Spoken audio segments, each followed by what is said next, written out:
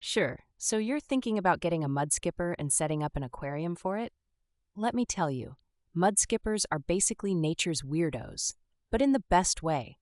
They're fish that can walk, climb, and even breathe air. Absolutely wild, right?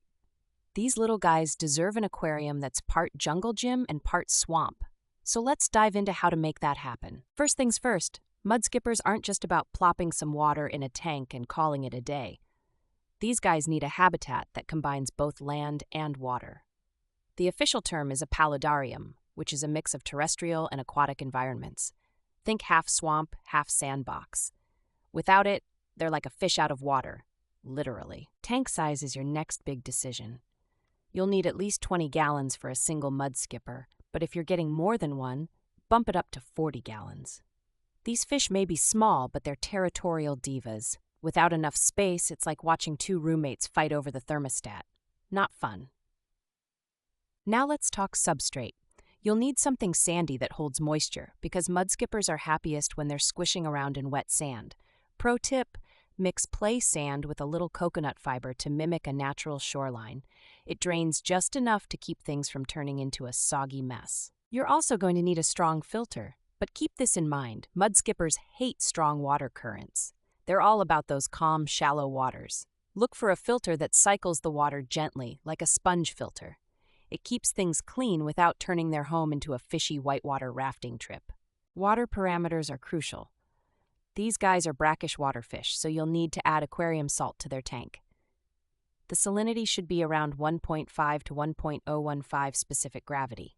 Forget this step, and trust me, you'll have an unhappy and unhealthy mudskipper. Get a hydrometer to measure it accurately because guessing doesn't work here. Lighting is another thing no one talks about enough. You don't need fancy reef lights, but you do need lighting that matches a tropical day and night cycle. Think 10 to 12 hours of light daily. Bonus, it helps any live plants you add to thrive. Mudskippers love hiding under leaves like the little introverts they are. Speaking of plants, add some hardy brackish plants to your tank. Think mangroves and java fern.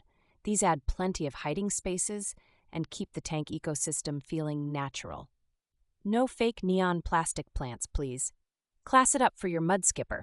You'd want the same if someone was setting up your living room. Feeding mudskippers is where things get fun.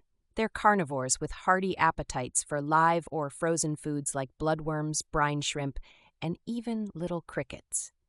Pro tip, use tongs for feeding because they'll happily leap out of the water to snatch food. It's like watching a tiny, slimy Michael Jordan jump shot.